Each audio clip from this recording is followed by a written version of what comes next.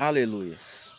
Graça e paz, irmãos, da parte de Deus, nosso Senhor Jesus Cristo, a todos aqueles que estão vendo esse vídeo, que você possa ser alcançado com essa palavra que eu tenho para compartilhar hoje com você, que em nome de Jesus você possa ter a sua vida transformada, possa receber cura da parte de Deus, porque quando a palavra de Deus está sendo transmitida, um rio de água viva está fluindo, e por onde esse rio passa, a cura, a libertação, a transformação de vida. Amém?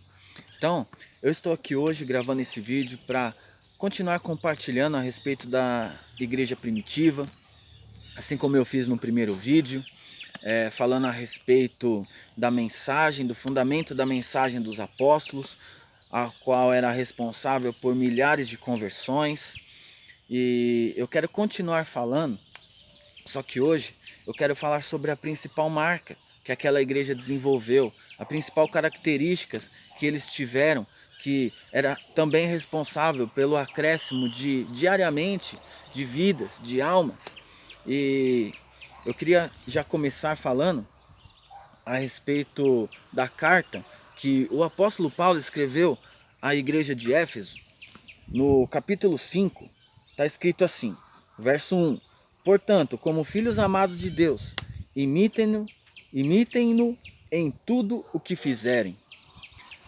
Queridos, aqui o apóstolo Paulo ele inicia, esse capítulo 5, dando uma orientação para aqueles cristãos que tinham nascido em Cristo, que tinham entregue suas vidas ao Senhor. Aqui o apóstolo Paulo diz para que eles imitem a Deus como filhos amados. O que me chama a atenção é que o apóstolo Paulo ele não diz para que eles imitem a Deus como qualquer filho, mas como filhos amados. E um filho amado é aquele que reconhece que é amado pelo Pai. Mas não é qualquer amor, porque a palavra diz que Deus amou o mundo de tal maneira que deu seu único filho para que todo aquele que nele crê não pereça, mas tenha a vida eterna. E queridos, quando a Bíblia diz que Deus amou o mundo de tal maneira, é porque não existe uma palavra para definir o grande amor de Deus. Não existe uma palavra que possa chegar próximo do tamanho do amor que Deus tem por nós.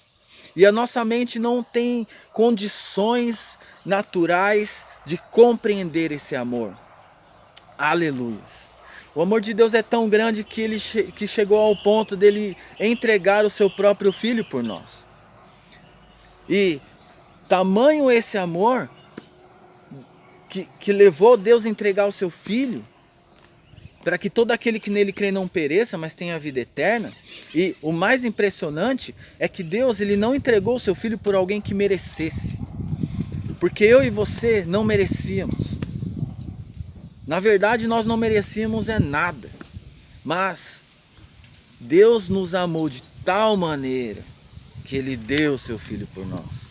Que ele deu o que ele tinha de mais precioso por alguém que era desprezível, por alguém que estava morto em seus pecados e delitos. É assim que a palavra descreve o momento em que Jesus morre na cruz. Ele morreu por pessoas que não mereciam, por pessoas que estavam mortas em seu pecado. Irmãos, eu não sei você, mas eu não daria o meu filho, nem por alguém que merecesse, muito menos por alguém que não merecesse. Eu não faria isso e acredito que você também não. Um pai que ama realmente o seu filho não entregaria. Eu não estou falando de um pai que abandona o seu filho, assim como eu fui abandonado pelo meu pai no ventre da minha mãe. Mas o pai que ama o seu filho, que sai para trabalhar de manhã para sustentar o seu filho, para trazer o alimento, que se sacrifica pelo seu filho, ele não o entregaria por alguém. Mas Deus fez isso por amor a mim e por amor a você. Deus ele entregou o seu filho, o que ele tinha de maior valor, ele entregou por nós. Aleluias. E o apóstolo Paulo orienta: ei, vocês, filhos amados, imitem a Deus em tudo que vocês fizerem. Aleluias. E queridos, nós teremos um problema. se o apóstolo Paulo parasse nesse primeiro versículo. Por quê? Porque como nós iríamos imitar a Deus se nós não o vemos? Mas ele continua dizendo no verso 2: vivam em amor, seguindo o exemplo de Cristo, que nos amou e se entregou por nós como oferta e sacrifício de aroma agradável a Deus. Aleluias! Veja que o apóstolo Paulo ele continua dizendo: ei, sigam o exemplo de Cristo, vivendo em amor. E qual foi o exemplo que Cristo deixou? Qual foi o exemplo que Cristo nos deu? O apóstolo Paulo diz aqui: ele se entregou por nós como sacrifício agradável a Deus. Ou seja, quando Cristo se entregou por nós, foi um sacrifício que agradou o Pai. Então é esse amor que nós devemos ter. É dessa forma que nós devemos imitar a Deus, dando, entregando. É esse amor sacrificial, seguindo o exemplo que Cristo deixou para a igreja, que Cristo deixou para os seus discípulos, que Cristo deixou para nós. Se entregar uns pelos outros, doar esse amor sacrificial. Aleluias! É um amor que não tem, que não quer para si somente, mas se move em direção a outro. Se move para dar, para doar, sem reservas, com generosidade. Aleluias! E você pode se perguntar, mas o que isso tem a ver com a igreja primitiva? E aí vamos lá em Atos, capítulo 2, verso 42. Após Pedro se levantar poderosamente e no seu primeiro sermão trazer a revelação de Cristo crucificado, Cristo ressuscitado, da glória de Cristo, da promessa do Pai. E após aqueles homens aceitarem a mensagem, se converterem a Jesus, serem batizados, ali a igreja inicia. E eles têm uma característica, porque eles começam a viver em comunhão. E é o que está escrito aqui, verso 42. Todos se dedicavam de coração ao ensino dos apóstolos, à comunhão, ao partir do pão e à oração. Havia em todos eles um profundo temor, e os apóstolos realizavam muitos sinais e maravilhas. Os que criam se reuniam num só lugar e compartilhavam tudo o que possuíam. Vendiam propriedades e bens e repartiam o dinheiro com os necessitados.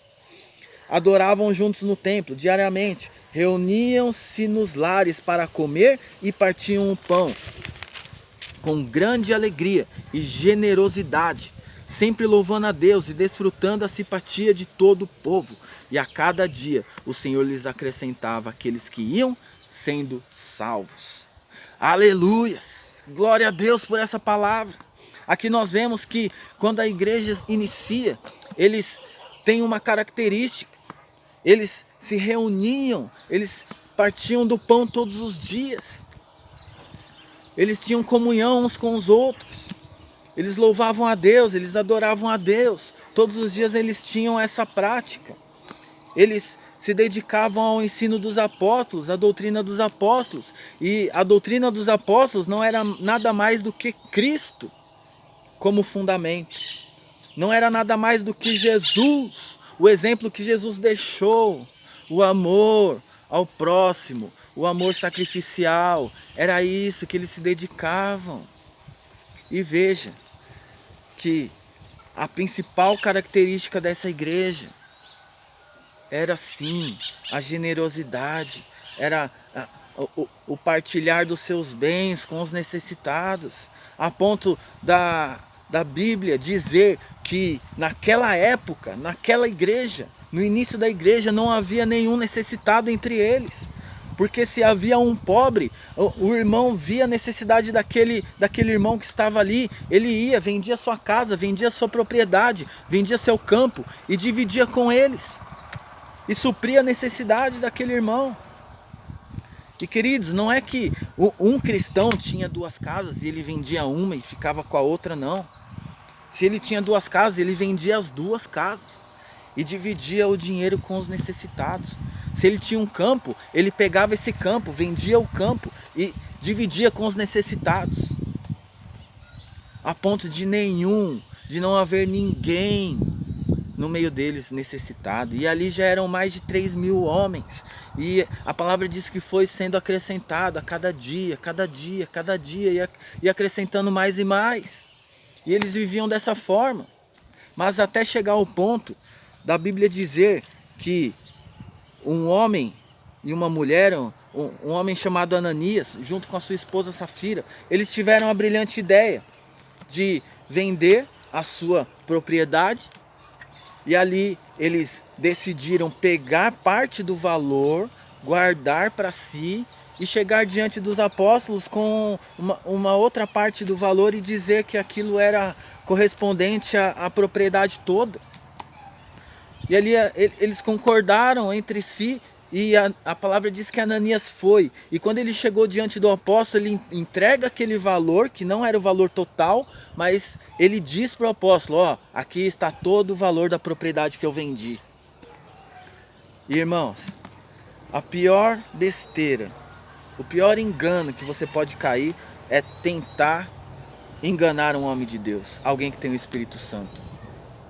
Porque não tem como. Na verdade, não tem como enganar o Espírito Santo que está naquele homem. E assim o apóstolo vira para Ananias e fala: por que você deixou essa mentira entrar no seu coração? Você não mentiu para mim, você mentiu para o Espírito Santo. E quando Ananias ouve aquela palavra, nós vamos ver aqui que ele cai morto, que ele cai duro no chão. E após isso, a sua esposa chega sem saber o que aconteceu. E ela confirma o que o seu marido havia dito a respeito do valor. E a mesma coisa acontece com ela. Ela cai morta. E por muitos anos eu me perguntei: Senhor, por que isso aconteceu com eles? Porque nós vemos aí exemplos de pessoas que fazem coisas piores do que eles fizeram e não morrem, não tem uma consequência tão grave como essa. E eles vão ali e pegam um valor, entregam para os apóstolos, diz que era o valor todo e não era e tal, e mentem e morrem.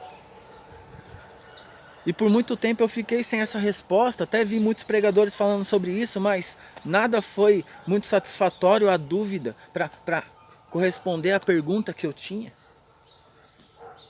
Mas meditando sobre essa palavra nesses últimos dias, o Espírito Santo falou ao meu coração: por que eles morreram? Eles morreram porque eles perderam a marca. Eles perderam a verdadeira marca do cristão, que é amar sem medidas, que é amar o próximo como Jesus amou. Ao fazer isso, eles não estavam amando o próximo como Jesus amou. Porque já pensou se Jesus fizesse dessa forma? Ao invés de se entregar por inteiro, entregasse só um braço, falasse: não, o meu braço já é o suficiente para vocês. Não, a minha perna já é o suficiente para vocês. Ou o meu olho direito já é o suficiente para vocês. Não, Jesus se entregou por inteiro, como um sacrifício agradável a Deus. E deixou esse exemplo para nós, como igreja. A verdadeira marca do cristão é essa. Nós somos reconhecidos por esse amor, uns pelos outros, como Jesus amou. Não como eu amei. Não como o seu vizinho ama. O nosso exemplo é o amor de Cristo. É o amor dele por nós. E ali Ananias e Safira perdem essa marca. E eles morrem. E aí Deus me leva lá em Adão, no jardim do Éden. Adão, ele tinha a imagem e semelhança de Deus. Ele tinha a marca de Deus em si. E todos os dias ele tinha uma comunhão com o Pai, comunhão com o Criador. Mas quando ele desobedece a Deus, quando ele come daquele fruto, a palavra vai dizer que ele perde essa marca, ele perde essa comunhão com o Pai. Espiritualmente ele morre, porque a sua carne não morreu naquele momento, mas a morte entrou nele. E da mesma forma aconteceu com Ananias e Safira. Eles fizeram algo que fez com que a igreja perdesse a marca, a verdadeira marca do cristão. E queridos, infelizmente, no decorrer dos anos, no decorrer dos tempos, a igreja perdeu a verdadeira marca perdeu essa marca, porque agora as instituições só querem para si, querem templos grandes, querem prédios luxuosos, querem cada vez mais dinheiro para pagar as suas dívidas que eles mesmos fazem. Querem dinheiro para comprar terrenos, comprar prédios, para ter um prédio próprio. E essa não é a marca da igreja. A marca da igreja é amar sem reservas, é dar sem reservas. Essa é a marca, é se entregar como Jesus se entregou. E infelizmente, irmãos, a igreja perdeu essa marca e está morta. Está morta. Por isso não há mais conversões, por isso não há mais sinais, por isso não há mais milagres de Deus no nosso meio. Porque a igreja perdeu a marca, a principal marca de Cristo. E não é mais reconhecida. Não é mais reconhecida. Para finalizar, irmãos, João 13. Aleluia, Senhor. Ô Pai, que a Tua palavra, Senhor, seja viva no nosso meio. Em nome de Jesus. Que essa marca seja real, Senhor, em nossas vidas. Aleluia. João capítulo 13, verso 34. Está escrito assim: por isso, agora eu lhes dou um novo mandamento. Amem uns aos outros. Novo mandamento, irmão? Isso daqui já é antigo. Amem uns aos outros. Mas Jesus diz que é um novo mandamento por causa do que vem a seguir. Olha só.